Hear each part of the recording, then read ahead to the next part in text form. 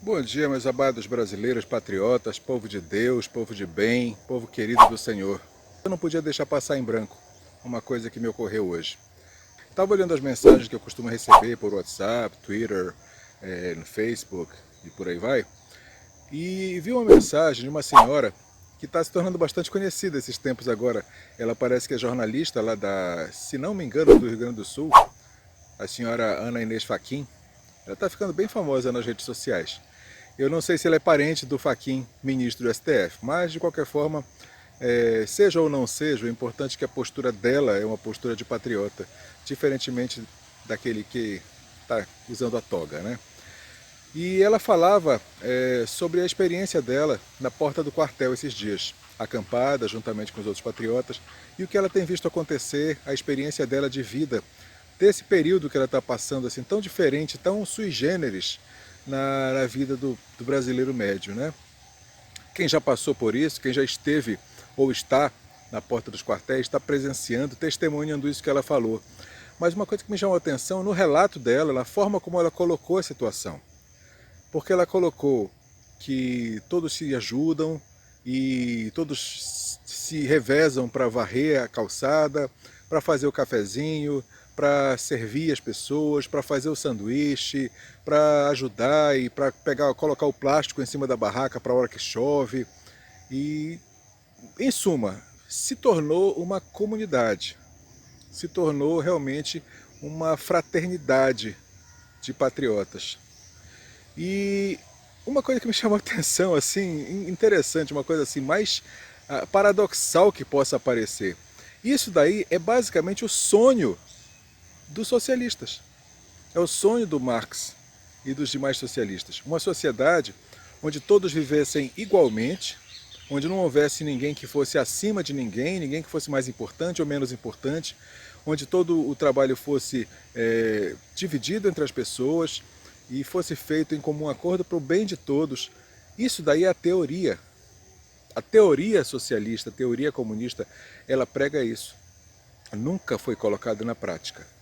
Nunca conseguiram que fosse vivida na prática, porque onde ela foi implantada, fosse na União Soviética, fosse na Coreia do Norte, fosse no Vietnã, fosse em Cuba, fosse Venezuela, fosse China, onde for, onde quer que tenham tentado instalar, sempre quem está no poder não se torna igual aos outros.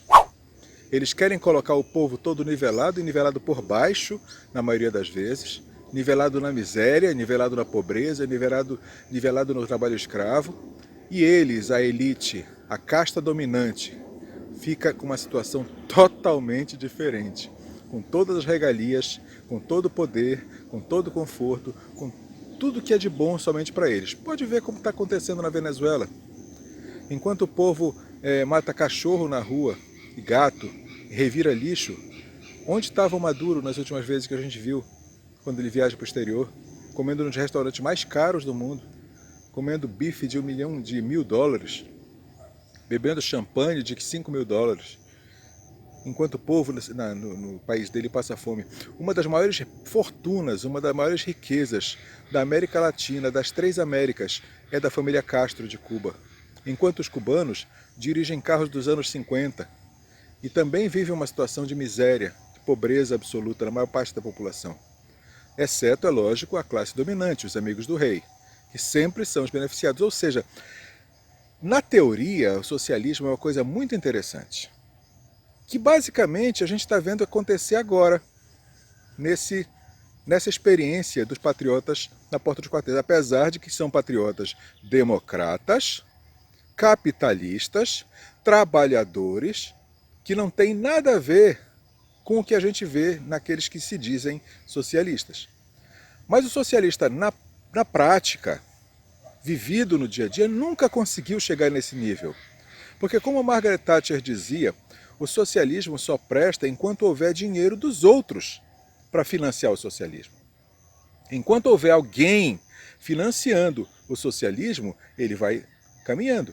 A hora que termina o dinheiro dos outros, o socialismo quebra e entra em falência, como está acontecendo agora com a Argentina, como já aconteceu na Venezuela e vários outros locais.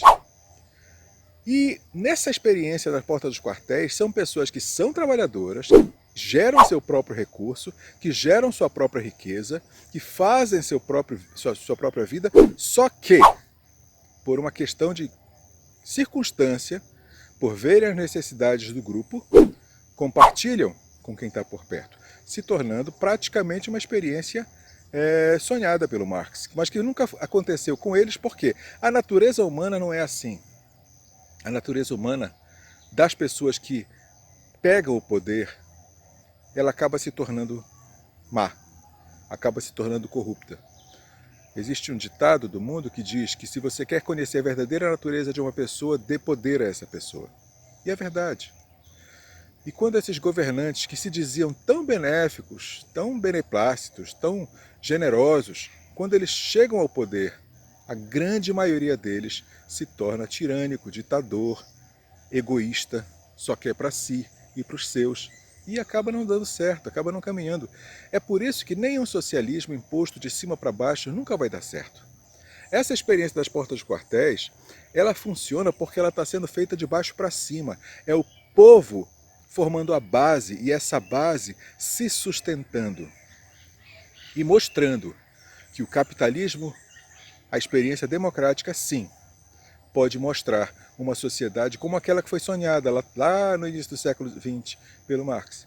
Mas não através do socialismo, através de uma sociedade capitalista, trabalhadora, consciente de si mesmo e dos seus semelhantes. Eu gosto muito daquela série Jornada nas Estrelas, Star Trek, que foi criada pelo Gene Roddenberry. E nos sonhos do Gene Roddenberry, desde o começo, desde 1966, quando foi lançada essa série, era de uma sociedade mais ou menos assim, uma sociedade onde não existissem mais classes, não existisse mais nenhum tipo de desentendimento por causa de raça, de sexo, de gênero, classe social. Tanto que você não vê na Jornada das Estrelas, na Star Trek, você não vê alguém estar falando em relação a dinheiro, de comprar, de usar dinheiro, de receber salário. Isso parece que nessa sociedade já não existia mais. É lógico que isso daí é ficção. Mas é uma ficção de algo que se pensava que talvez fosse bom para a humanidade. É uma espécie de socialismo. Só que ali na ficção dá certo. Na realidade não.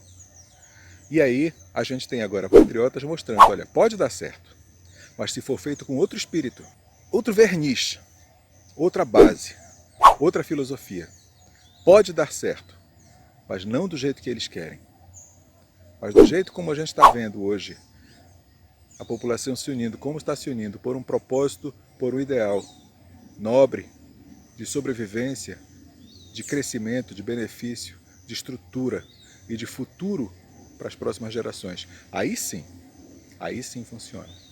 Então, gente, a gente já pode abrir os pulmões e dizer aos quatro ventos, existe uma possibilidade, sim, de uma experiência socialista dar certo, desde que ela não seja socialista, desde que ela seja democrática, trabalhadora, produtiva e capitalista. Aí sim funciona. Depende do coração. Tá bom, gente? Vamos pensar um pouquinho nisso. Na próxima vez que aquele nosso parente vermelhinho vier falar com a gente, talvez daí sirva de base para você refutar algumas coisas que esse pessoal fala. Porque falam sem conhecimento. E a gente tem. Nós, os trabalhadores, os conservadores, nós normalmente temos muito mais bases para um diálogo do que eles. E é por isso que eles não querem dialogar. Eles partem logo. A gente sabe para quê. Que a gente veja em breve o resultado daquilo pelo qual a gente está se levantando. Amém? Amém. Em nome de Jesus.